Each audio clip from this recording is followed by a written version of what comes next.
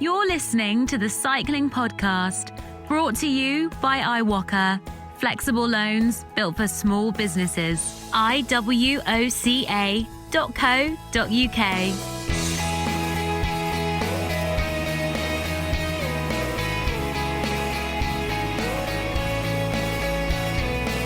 Hello, my name's Richard Moore. I'm with Lionel Birnie. Hello, Richard. And Daniel Friebe.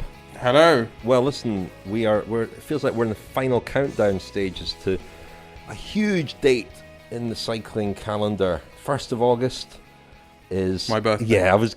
Oh, thanks for ruining that joke, Daniel.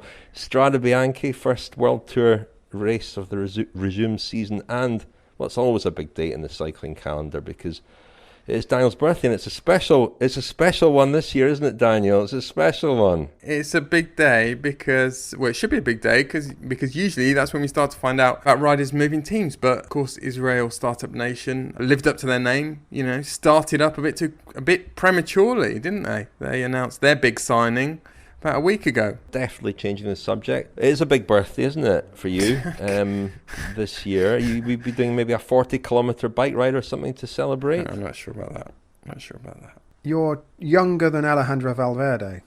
Yes. Valverde, I think, turned 40 on the eve of what should have been Liège-Bastogne-Liège this year. But, of course, that's all turned on its head. And, well, we are looking ahead to the resumption of racing very soon, very imminently. This is the final podcast before racing, big time racing, I should say, does resume. The one that we're really looking forward to at the moment is Vuelta a Burgos next week. Normally a kind of a race that comes in a sort of lull in between. Could you just point to Burgos on a map? Yes. I think so. Is that because you've got the internet open, Rich? You don't agree? Napalm seems quite confident, but I don't think you are. Well, it'd be easy to point to it on a map if the map had place names on it, of course. But no, Burgos is a little. I can see Lionel tapping away. It's in the north, in the middle. Just beside the Basque Country, isn't it? Kind of northwest-ish. Just above the breadbasket. Does it not neighbour the Basque Country, Daniel? Yes, it does, Rich. Yes, it does. So south of the Basque Country. What I was actually calling up was, can you name a couple of the recent winners of the Vuelta a Burgos? Ivan Sosa. He won the last two editions. Nairo Man won in 2013 and 14, yes. Also Mikel Landa, Alberto Contador in recent years. Usually the winner of the Vuelta a Burgos is the guy who wins the last stage to Lagunas de Neila, which is the big summit finish there. Very beautiful part of Burgos, if anyone gets the opportunity to go. There's going to be a lot more interest in whoever wins this year's race, isn't there? Because it's a real test of, I guess, who has come out the last few months well, who's trained well. And in this episode, we're going to be each, I think, picking something that we're looking forward to or most intrigued about as racing does resume. Couple of little announcements from us before we get into the news roundup. The first is that our long-awaited cycling podcast jerseys made by Katusha are now available, and anyone who's registered and interested in that will get an email at the end of this week. But it is available for sale in limited quantities at the moment, but more will be made. Have a look at that through our website, thecyclingpodcast.com. Go to shop, and it's just the cycling jerseys at the moment. The t-shirts are coming later on. Also, our good friend Stacey Snyder, the ceramicist who makes these beautiful mugs and cappuccino sets, she's made a limited run of Friends of the Cycling Podcast cups and cappuccino sets, and they are very nice indeed, and you can buy them from her at her Etsy page. We'll put a link to that in the show notes. It's a bit too complicated to read out, but you can find her on Etsy, and the run of all different patterns and colours, cups and cappuccino sets are available there in limited numbers. Lionel, do you have a news roundup for us, please? I do indeed, Richard. Yes, first of all, well, this is something that you mentioned on the podcast last week, Richard. Was it the week before? I can't remember now, but Team Ineos will be known as Ineos Grenadiers for the Tour de France, and they've got a new kit, a dark blue jersey, almost black jersey, but I think it is dark blue looking at the photographs. Yeah, a rebranding to Ineos Grenadiers, a soldiering overtone to that, isn't there? Grenadier Guards, and but it's after the Ineos Grenadier sort of Land Rover, the latest line in the sort of Land Rover, an off-road vehicle, isn't it? Which we talked One about. that you're a big admirer of it, Lionel. Yeah, well, I'd made my comments on that a couple of weeks ago. I mean, it's an odd one for me, but there we are. That's what it is. There will be the Ineos Grenadiers, and I'm looking forward to maybe seeing some big fluffy helmets, a bit like the soldiers. No. I don't think they'll be wearing fluffy helmets. I don't makes me think of grenadine sort of squash. Well, the syrup that kids in France drink. You're frowning at me, Napalm. When we used to go on holiday to France, we used to buy the syrup, which was, the French equivalent of squash, which you dilute with water, and pomegranate, which is grenadine in French. Were probably the most popular flavour. They used to come in a sort of metal tin, they didn't still they? do. And the lid's right in the centre, so the syrup spills around the top, and it gets all sticky and attracts flies. Flies and wasps is what I remember from camping holidays. I'm very fond of the mint flavour, and I often order that, and people are usually absolutely disgusted because it looks like mouthwash. Just returning and tastes like mouthwash. Returning to the fluffy helmets suggestion. Somebody, an aerodynamicist, apparently told me a few years ago that he reckoned hairy legs were actually more aerodynamic than shaved legs because the hair creates a pocket of air. And if that were true, you would think that Team Ineos would have developed hairy helmets by now, or hairy skin suits. But thankfully, that hasn't happened yet. Teddy bear outfits. Anyway. Horrible. Should we get on? Should we get on with this? I mean, it's been a long old run without some cycling to talk about. I think we've done pretty well, but but I think we're just reaching the end, scraping the barrel here. There was some virtual indoor pretend racing in the virtual Tour de France. The Chalet Reynard stage on Pretend Mont Ventoux was won by Mike Woods ahead of Domenico Pozzovivo and Louis Menkes. The women's stage was won by Ashley Moolman Passio. And then they finished on the virtual Champs-Élysées. Will Clark of Trek Segafredo beat Filippo Ganna of Team Ineos, and Lauren Stevens of Team Tibco Silicon Valley won the women's race. Team Tibco also won the overall GC, and the men's overall GC was won by NTT Pro Cycling. Wow, they took it very seriously, didn't they, Daniel? NTT. Apparently so, Napalm. Yeah, I don't know if you saw the pictures. There was a big sort of battery of backroom staff egging them on. Standing around the turbo trainers cheering. Bjarne Riis was there, getting very animated. You see that? Really? Yes. Yes. Well, wow. You take what you can get when there's been no actual outdoor road racing since the spring. There's some transfer news that's been in L'Equipe the last day or so. Rumours that Romain Bardet and Pierre Latour will both be leaving AG2R at the end of the season. It looks very much like Total Direct Energy have already agreed some kind of deal with Latour, but they may also be interested in Bardet, who has been linked with Team Sunweb. That would leave quite a hole in AG2R's lineup, wouldn't it? Yes, it would, Napalm. They would have to have a complete rethink, I would suggest, because there's not that much else in their roster, certainly for stage races. And they've got Oliver Naesen, who's been an excellent classics rider over the last few years. But it's a team, really, whose sort of soul, whose history, whose heritage is all about stage racing and riding well and aggressively in the mountains. They're a team which is based in the Alps, in Chambéry. So you would think that they would be on the lookout for a climber or multiple climbers, and French climbers if possible, but there aren't too many of them around. They've got a very promising young one, Mr. Champoussin. I can't really think where they will turn their attention. They'll probably have to go foreign.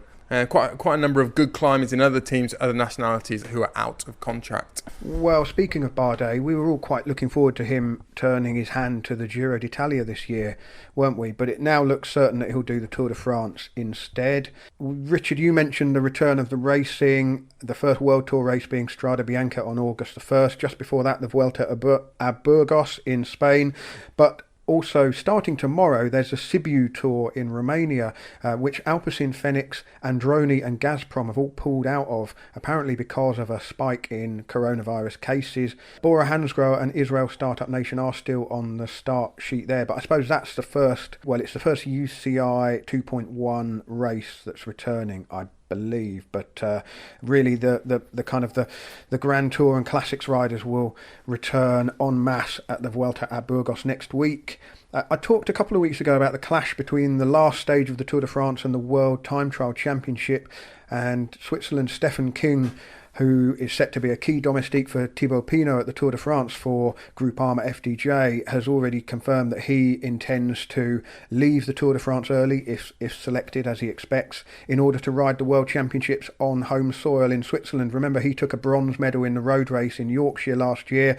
Will fancy his chances of doing well in the time trial. There's been a story knocking around that the organisers of this year's World Championships, which are due to take place right at the end of the Tour de France and running into that gap, the weekend between the end of the Tour and the beginning of the Giro, in this kind of crazy crammed calendar that we've got for the last 2.5 months of the season. The Worlds are due to be held in Switzerland, of course, but if anything were to happen and the event had to be cancelled or postponed, there's been a suggestion that it could be held next April after Liège-Bastogne-Liège, with the 2021 World Championships being held in Flanders as planned next September. So we could go from no World Championship this year to having two in 2021, one of which would be the 2020 race. But I mean, that is all highly speculative at the moment. What we do know is that at the Tour of Poland, which starts on August the 5th, there will be no media or fans on the race, and we're waiting to find out what our working conditions will be at the Tour de France, aren't we? Daniel, you'll be working for ITV, of course, so we assume you'll be there with a microphone on a 2-metre stick. Richard and I are waiting to find out whether there will be any access for the likes of us. But, we're poised, aren't we, Richard? Ready to do whatever we can to cover the Tour. Hotels are booked, Lionel, and engine is revving, virtually. You're listening to the Cycling Podcast, brought to you by iWalker. Flexible loans built for small businesses. Join 50,000 customers taking on life's twists and turns and scaling new heights with iWalker. If you run a business, find out more at iWalker.co.uk, iwoca.co.uk. Thank you very much to our title sponsor, iWalker. I'm very grateful to them for their support. And iWalker have had great news. They've been able to open up applications now for the CBILS, that's a Coronavirus Business Interruption Loan Scheme. So you don't just register your interest now, you can actually apply for a loan, which is a big step forward. Also from next week, they'll be able to offer their Flexi Loan again. That's their normal product, a flexible loan of up to £200,000 designed to make short-term investments and manage cash flow. They've seen demand for the flexi loan coming back among small businesses that either weren't impacted by COVID or those who got back on their feet using a bounce back loan from the government. So that's good news as well. Things return to some kind of normality for a lot of the small businesses that iWalker support. And if you are, or you run, or you're involved with a small business, check out iWalker.co.uk and see the information that they have there to support you and offer you advice and help. And also these loans are now available. Now, we mentioned that racing's about to resume, and we each have picked something or things that we're most intrigued by or looking forward to. Daniel, what is it about this period that's coming up of a lot of racing what's the thing that you're kind of curious to see?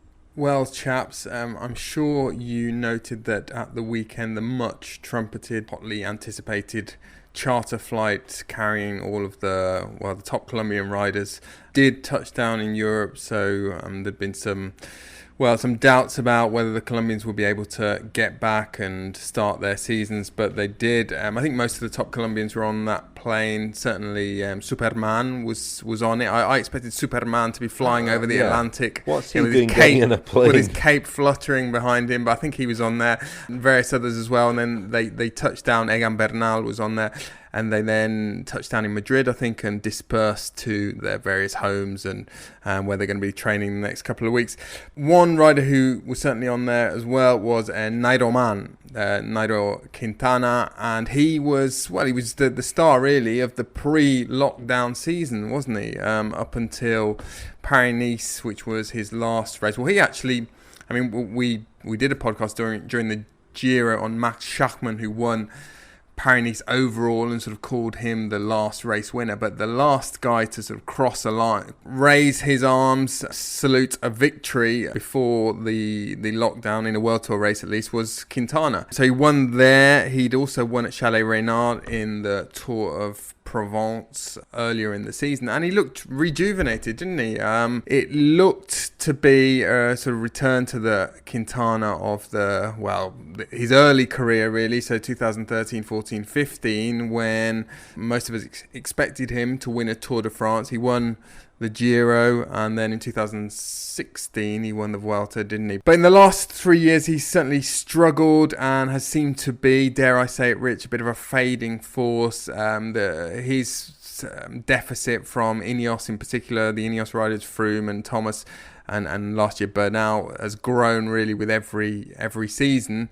There's been a change this year in the sense that he's gone to a new team. So he's the French team Arkéa-Samsic, and that seemed like an unusual choice, or a lot of people thought it was an unusual choice when he decided to leave Movistar after all those years and go to a smaller team on the face of it. But it did seem to give him wings earlier this year, and he seemed to have got a lot of enthusiasm back. He seemed to feel wanted again, and really that was reflected in the way he was riding. He did seem to have a lot more zip in his legs, and just to be someone who was sort of happy in his own skin again. But is that going to continue? There were other riders at the start of the season already suggesting that he was going to be a major threat for the Tour, one of the favourites, that he was climbing better than anyone else in the peloton.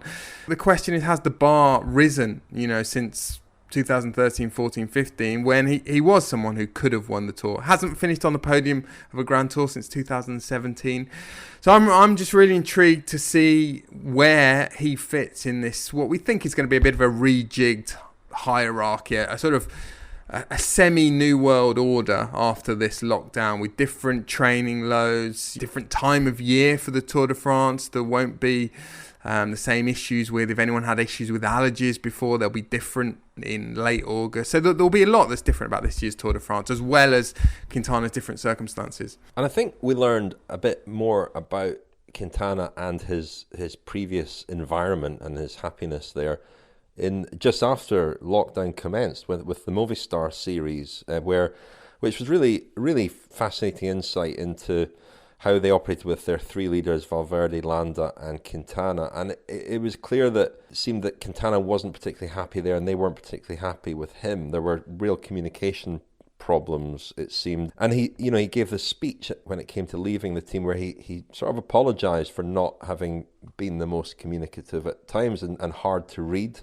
That sort of added a whole kind of new bit of context to what we witnessed just in these early weeks of this season, where he had looked rejuvenated and the body language was very different and the way he was riding was different. I always remember you saying, Daniel, that in one stage of the Vuelta where there was quite a lot of pressure and expectation on Quintana. I remember Quintana and Valverde were still, it was 2018 actually, they were still kind of in contention to win the race when we got to Andorra.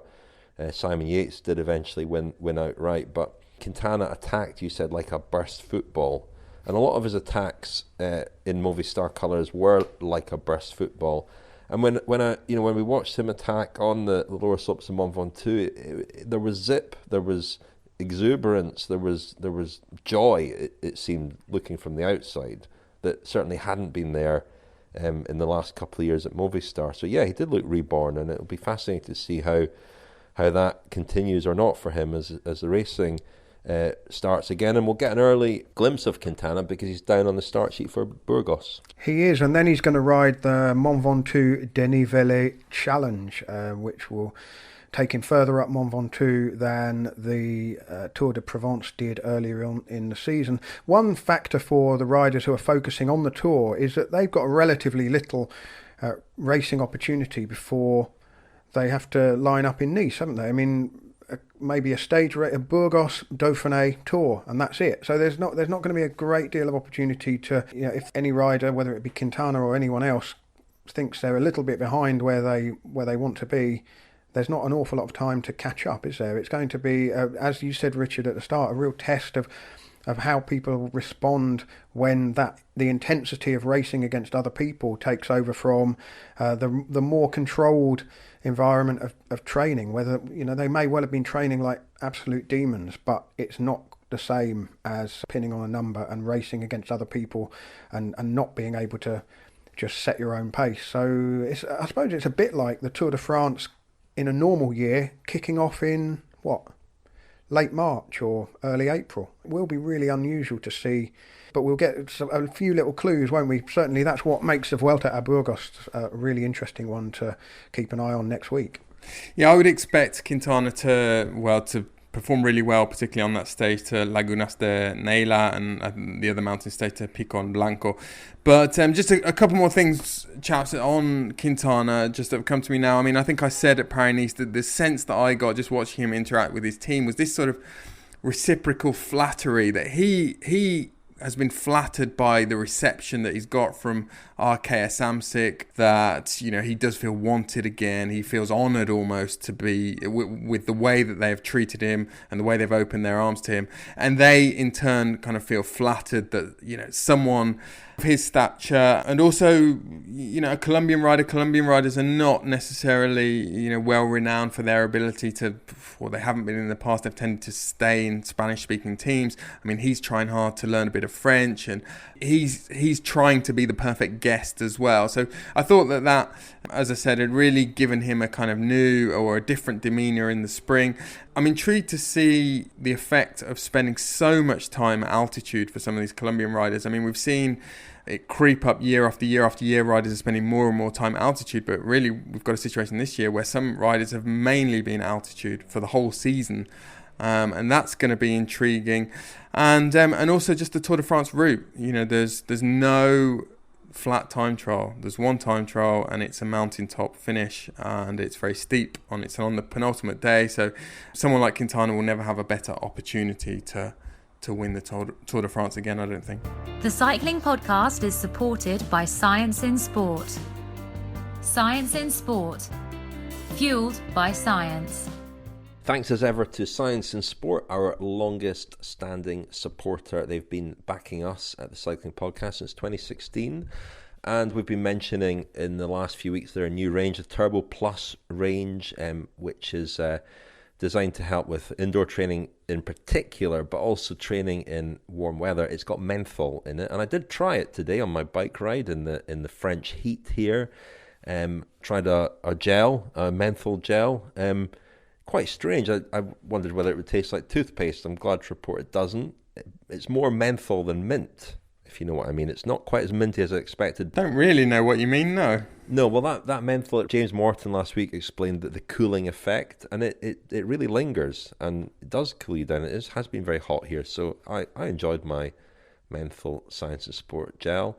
Let's hear from James Morton again. He's Director of Performance Solutions at Science and Sport, renowned nutritionist, and he's also asked for your questions, remember, so do email us, contact@thecyclingpodcast.com if you've got a question for James. But let's hear from him again now. People assume because the session is shorter that you don't need as much fuel. But of course, when you're riding harder, then energy expenditure goes up and the amount of carbohydrate that you burn as a fuel during exercise goes up. But consuming carbohydrate during exercise, even in those shorter sessions, is also important because of what it can do for the brain. There was many studies in the literature where carbohydrate was improving performance, even though the exercise duration was less than 60 minutes. Now, in those types of sessions, your body shouldn't run out of carbohydrate stores, so it was quite surprising that actually feeding carbohydrate could still improve performance. And what the researchers also did around that time was they actually infused glucose into the bloodstream rather than actually feeding the carbohydrate. And when they fed glucose through the bloodstream, they didn't see a performance benefit. So then they hypothesized, well, there must be something about consuming the carbohydrate, perhaps improving performance through non-metabolic mechanisms. So they did a whole series of elegant studies which proved that rinsing carbohydrate in the mouth for 10 seconds before you swallowed can actually activate regions in the brain. And those regions are associated with reward and motor control and motivation. And so then there was a whole explosion of studies all consistently showing, all from independent labs, that rinsing carbohydrate around the mouth is actually ergogenic to performance. And it does that through a central mechanism. So a standard carbohydrate drink, of course, what we normally do is we swallow it as fast as we can, but probably what we should be doing is rinsing it in our mouth for around 10 seconds and then swallowing it. So that was James Morton, Director of Performance Solutions at Science and Sport, and fascinating findings from a study that's found that there can be performance benefits from just rinsing a carbohydrate drink in your mouth without even swallowing it. Did you know that, Daniel? This reminds me of something that HTC Colombia tried a few years ago. They had some kind of gum shield or something that looked like a gum shield with some sort of syrup on the inside, or something that tasted sweet, which was basically designed to have the same effect, to trick the brain. Possibly, I mean, as you can probably tell, I don't know an awful lot about this subject, but this was being employed in time trials, and it was to trick the brain into thinking that, I think there was more glucose available to the body than was actually the case. I don't know whether that's something that people are still using. It's real, according to what James says. It does activate regions in the brain associated with rewards, motor control, and motivation. So the benefits are perceived but also real, according to these studies. Daniel, do you achieve the same effect with your French syrup, just not diluting it, just having it neat, a little shot of it? No, I don't, Napalm, but I am looking forward to the day when we see riders doing time trials with chopper chips. Chopper chips, chopper chops. Well, just sticking out of their mouths. On Science and Sport, do remember you can get 25% off all your Science and Sport products, including the new Turbo Plus range, at scienceandsport.com with the code SISCP25. And a little bit later on, I'm going to tell you a little bit about something else Science and Sport are involved with and helping to promote. But for the second thing that one of us is looking forward to, I mean, it's a subject we've talked about the last 2 weeks, but it's difficult to avoid the intrigue at Ineos, or Ineos Grenadiers, is that right? Or Ineos Grenadiers, as they will be known for the Tour de France. The big intrigue is whether Chris Froome will be picked. You mentioned he's joined Israel Startup Nation, apparently on a 5-year contract. Is that correct, or is that a rumour? I've heard that on the grapevine, Rich, that it's a very long-term contract. We don't know whether he intends to ride all 5 years. That would take him to the age of 40, I think, would it not? And that's a grand old age, isn't it, Daniel? Well, it is. A bit more information is starting to trickle out about the Froome deal. I don't know about you chaps, been the last few days. I've been able to glean a bit more. I think he was offered a deal by Ineos, that's what I've heard, but it was blown out the water by a very lucrative offer from Israel Startup Nation, and a very long contract. That's interesting, because that's in contradiction to the Ineos statement that said it's not, because I checked this. Right. Well, Rich, what the Ineos statement said, or what Dave Brailsford said in the Ineos statement, was, we have taken the decision not to renew it. Is that the same as taking the decision not to offer him a deal? I don't think it is. I was told by an Ineos source a few weeks ago that Froome would have been offered a contract very similar to the one that he's on, had relations not deteriorated between him and the team over the last couple of months. And I think that dates back to Bernal's comments that he made about expecting to go to the Tour as sole leader, as the leader, and with a full team supporting him. That elicited a not great response from Chris Froome, or the Chris Froome camp, or people close to Chris Froome. And this scuppered any possibility of a similar contract to the one that he's currently on, which we believe to be worth about £4 million a year. So yeah, there could be some subtlety in that. Your source could be better than my source. Well, who knows? It is intriguing, and it's fascinating to just wonder and speculate about whether A, Froome will go to the Tour, and B, what would happen if he does, in a team with Egan Bernal and Geraint Thomas. And we're going to get not surprising, but interesting that both Bernal and Froome have been picked for the Route d'Occitanie, which it's a 4-day stage race, starts on the 1st of August, same day as Strade Bianche. A few names already confirmed for that race. It's a race that Quintana has done in the past. It's often been a kind of low-key pre-tour warm-up race. Thibaut Pinot's riding it. Superman is riding it this year for Astana as well. But the real interest is going to be in Ineos and what happens there, and whether that's a sort of early rehearsal for the Tour. We've got Bernal, Froome and Pavel Sivakov, who, as you said, I think last week, Daniel, could well be a kind of third card. He is developing nicely as a stage racer. He rode very well at the Giro last year, still very young indeed.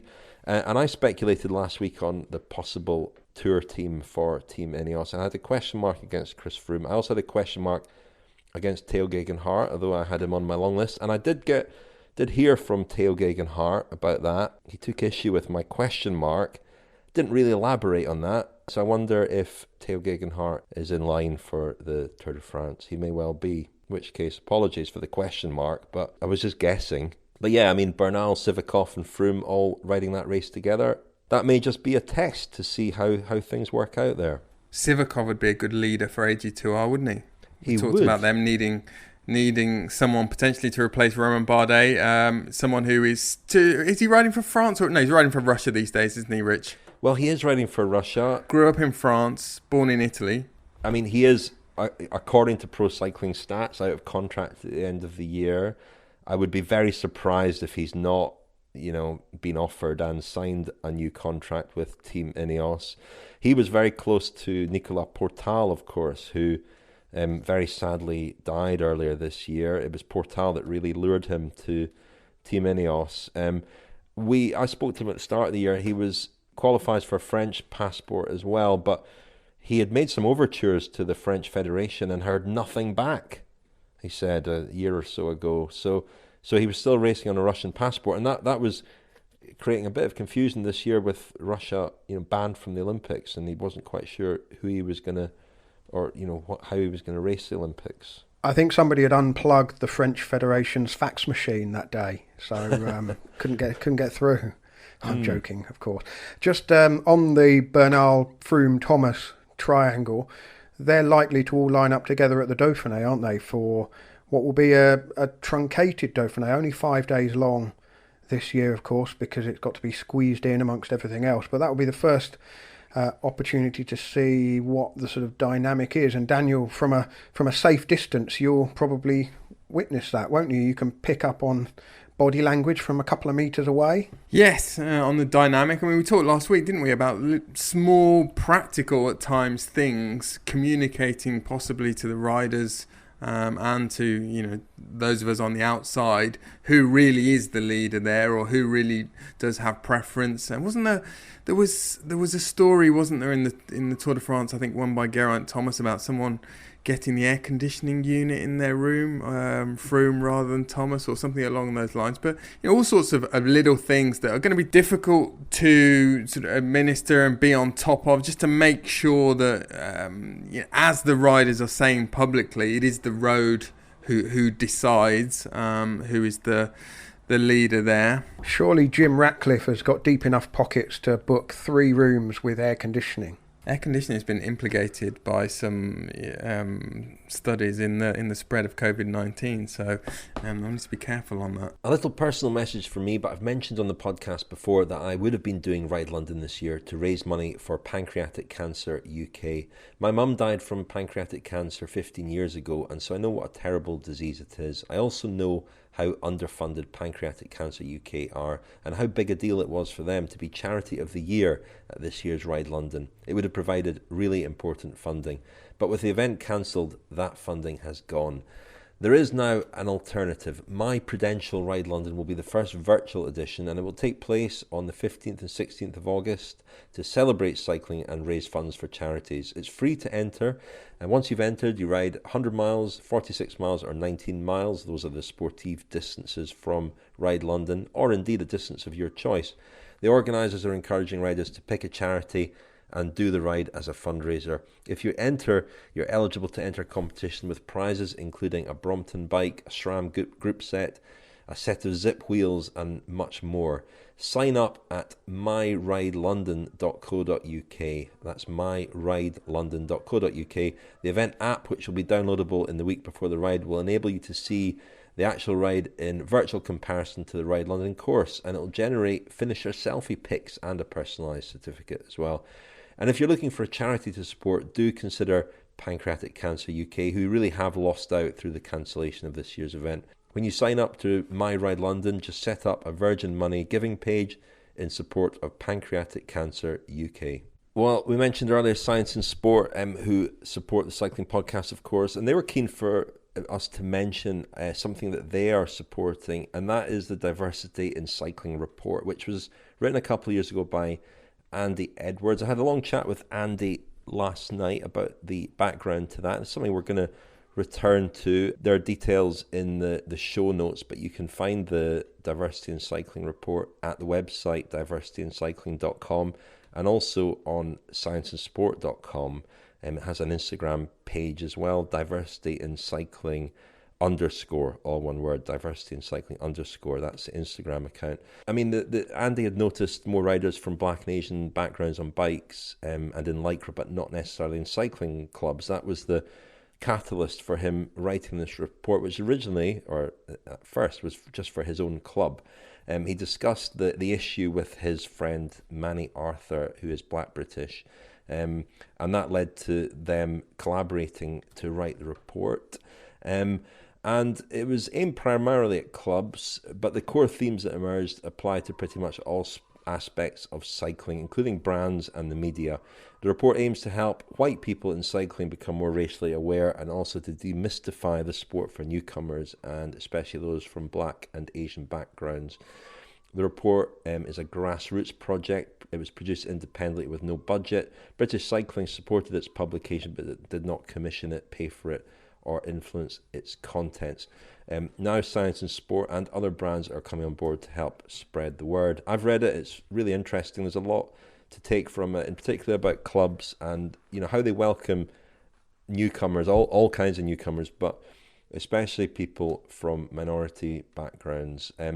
So as I say, more details in our show notes if you're interested to read the report, and we'll return to this subject again. It may well feature as our special friends special, because quite a lot of suggestions we've had from some of our friends of the podcast for a guest edited episode that we'll be working on a bit later are along this theme. Now, Lionel, it's your turn to pick out something that you're looking forward to as racing resumes imminently. Well, a slightly more general one than you two chaps. We've debated or discussed the wisdom of trying to hold all three Grand Tours between August the 29th and November the 8th, plus all of the Spring Classics, plus the World Championships, plus some other stage races, and whether that's actually going to be too much for the teams to cope with, especially after several months off. Well, on the one hand, riders will be well trained and race fresh; they won't be fatigued from the racing, but the teams have got to field a lineup in all of these events, logistics. I mean, just talking to Mitch Docker about his own logistics, about getting back into racing and being basically on standby just in case something happens to one of the riders in one of the other groups to him. He's doing a kind of classics program, but it will that all the riders will potentially be forced to change those plans, other than the kind of the people who are specifically going for the Tour de France and maybe one or two other objectives. But what I like about certain aspects of the calendar, I really like the way it kicks off the 3 weekends with the Italian classics, Strada Bianca, then Milan-San Remo, then Il Lombardia. We've got we go from spring to autumn in the space of 8 days in the height of summer. And it's going to alter the character of those races. It's going to potentially change who is in the mix to win them. And one of the things that I always enjoy is not knowing how something's going to play out before you start watching it. And really, we're all going to be in the same boat, aren't we? There's going to be a lot of guesswork based on very little evidence. There's not going to be any race form to go on. And we won't know for sure, somebody lining up at Milan-San Remo, whether they're there to try and win the race or whether they've got an objective a little bit later on, or specifically what their goals are going to be. And I think that from the point of view of the armchair spectator, it's going to be a fantastic, September, October, November, a fantastic 3 months of racing where there's something of an elite level every weekend. And then from that period where the Giro runs into the Vuelta and there's the spring classics being run in a really unconventional way through the autumn, with the hilly classics first and then the cobbled classics to finish off the season, the level of top racing to watch, the amount of top racing to watch is, it's unprecedented. And the other thing about it, Daniel, this is something you always talk about when we talk about the World Championships and how the unknown often shapes the race in a way that you can't predict. I think the same will be true here, because there won't be any imperative to sort of put in place a plan that can then be replicated in subsequent years, because even if there were to be subsequent interruptions because of coronavirus, this particular calendar will probably not see the light of day again. And so there'll not only be no benchmark going into the races, they'll also be stripped down to the on-the-day objective, rather than sort of everything being a stepping stone to the next thing and the next thing. And perhaps, from my point of view, that will enable us to enjoy the races very much as a standalone thing. We enjoy the Tour of Flanders, and yes, we look forward to Paris-Roubaix, but it's the end of the season after that. There's nothing to come. So it's going to be very interesting, very unusual. I'm kind of looking forward to spotting the patterns as the weeks unfold and see how it all plays out. I think as well, it's going to be one of the questions for riders who perform well is going to be, well, what did you do?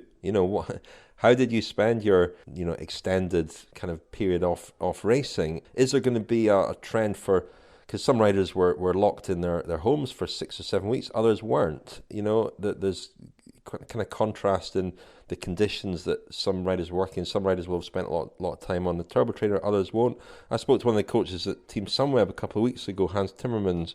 He said that their team had very few riders locked in their homes. Most of the riders could get out on the road training, but they spent a lot of time, put a lot of emphasis on learning and on practical skills, and they had sprinters studying sprint finishes, learning about what their rivals did, and they were sort of testing them on that. They had group sessions where certain riders were encouraged to motivate the team. They had scenarios where they were imagining planning for a particular race with different scenarios. They had track stand competitions. One of their female riders managed a 34-minute track stand. They had to send in videos of them doing track stands. So, all kinds of quirky things. I'm not sure that'll be the difference between winning and losing, but it will be fascinating. One of the fascinating questions will be, what did you do? How did you spend that time? What did you do anything differently? That will be an interesting thing to note. I think if you do a 34-minute track stand in any of these races, you probably won't win. That much I do know. I think, chaps, it will all feel very frantic. It will feel, well, to us as though the season is on fast forward, which of course it is. It's been compressed and compacted into 3 months, and I just imagine some riders in particular feeling as though each individual race, there's a sort of a frantic nature and a panicked feel to the actual racing itself. I think everyone's going to be, they'll have had to time their form peak for now, basically, or for the next few weeks. And, we hear often that the difference between the Tour de France and every other race in the calendar is that the Tour is the race where everyone at the start is in top form. And the next 3 months are going to feel like that. Everyone is going to have built towards this moment. There's no question of using a race or using a fortnight or a month to build into their best form. They're going to have to hit the ground running. And I imagine there are going to be some riders for whom it's going to feel quite traumatic, riders who are maybe in the last year of their contract need to prove themselves, maybe hoping that they might get a day or a race where they'll be able to show what they can do, but that might not be the case for some of them. There aren't many opportunities there, and teams are not going to be able to take risks and give opportunities to guys who they don't have that much faith in. The sponsors need to be sort of repaid for their commitment and their loyalty in this very difficult time for everyone. And there are going to be some losers in all of this, some big losers, I think, among the riders. But the pressure it's all very well to say, well, we've had no racing and therefore everything's a bonus, but there will be pressure to get results straight away. I mean, with everything compacted into 13 weeks, if a team takes 3 weeks before they register a race win, suddenly there's only 9 or 10 weeks left in which to make a mark, and it's going to, I would imagine, it could mean that not only is it an intense period of time, but it might add some extra intensity to the racing and perhaps to the lesser races. That something like the Tour of Poland, which ordinarily would in recent years kind of overlap with the Tour de France, so it's not really had much of a spotlight on it. But this year it's a short week-long race, and stage victories there even will be at an absolute premium. Well, there's much to look forward to, isn't there? And not just Daniel's birthday. I'm amazed you guys haven't asked me yet how the move went, how I'm settling into life in rural France. I'm just astonished that someone who a few months ago, amid great fanfare, declared that he was going vegetarian, a few months later has brought about the most hostile, performed the most country. Emphatic volte-face ever seen, and moved to France. Vegetarianism has gone out the Fenetra, Daniel. It's gone out the Fenetra. No, I mean, clearly. That's going to be a challenge. But I have to say, we've got a huge vegetable garden in the new house, so I don't know what all of them are yet. I'm just figuring that out. Do you have to wear the onions as you are now, or actually, what's that? They go well with the beret. What's that? What's that you're wearing on your head? I've just got a cycling cap on. Cool.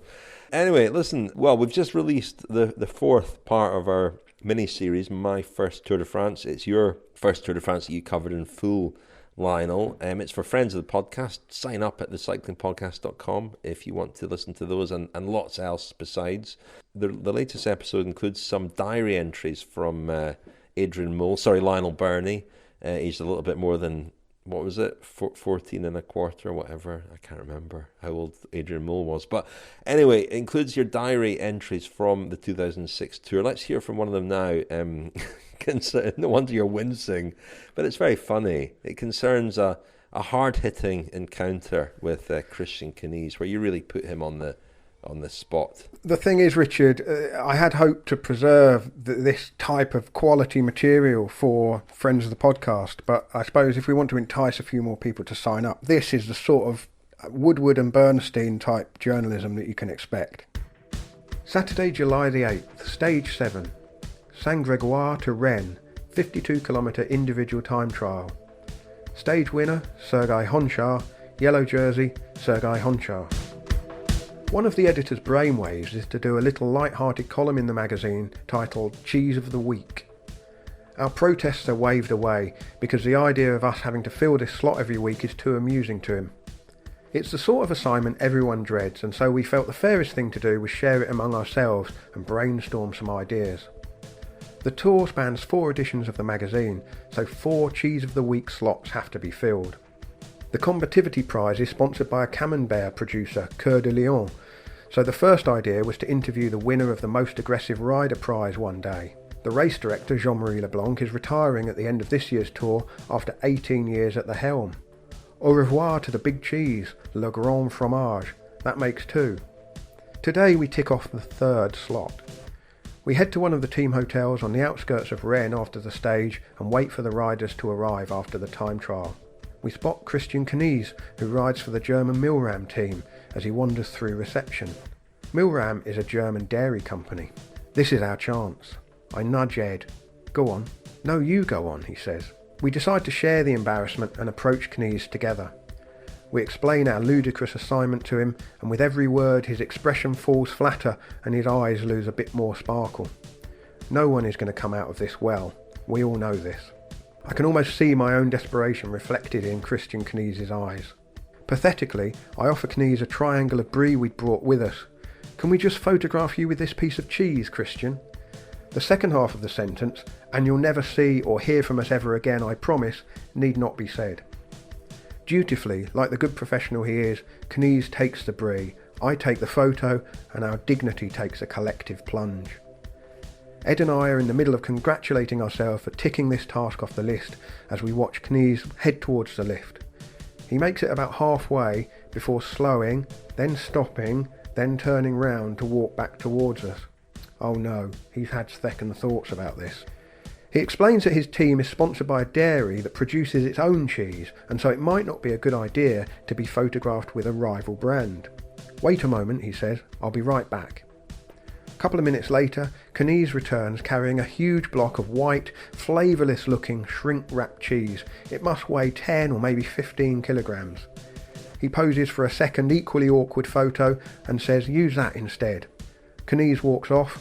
Ed and I look at each other and smile. The caption will write itself. Christian Knies and his enormous cheese. Well, Lionel there giving Christian Knies an experience that he probably won't remember. But journalistic self-immolation. Fondue. Fondue. Melted his own journalistic credibility with that. Early indications are that listeners have been enjoying the series, and particularly my I've been pretty honest about what I had to get up to in those days. I did enjoy Daniel's suggestion that you give the riders all party bags as they rode away from the Champs-Elysees at the end of that tour. But anyway, listen, just before we go, quick reminder of what I said at the start. The clothing, cycling podcast clothing made by Katusha, the cycling jerseys, they're really beautiful designs and they look very nice. Looking forward to receiving mine. They're now available. Go to the Cycling Podcast shop. And also, you also should be able to link to this from the Cycling Podcast shop. I think we'll set that up. Stacey Snyder's friend of the Cycling Podcast cups and cappuccino sets. Links to these things are in the show notes as well. Just before we go, some thank yous to friends of the podcast. These are among the people who've signed up to become a friend of the podcast. From me, a big thank you to Nathan Brennan, Christopher Troop, Mark Richardson, Henry Dowson, Tim Stainthorpe and Luke Dankert. And thank you from me to David Funk, Graham Dickens, Andy Whitehair, Elizabeth Cornthwaite, Jed Parton and Zuko Nonzuba. I hope that's pronounced correctly. South African name, Nonzuba. And from me to Joan Sarles, Chad Marshall, James Hook, Joe Horrobin, Nan McLeod and Steve Thomas. Thank you, Daniel. Thank you, chaps. Thank you, Lionel. Thanks, Rich.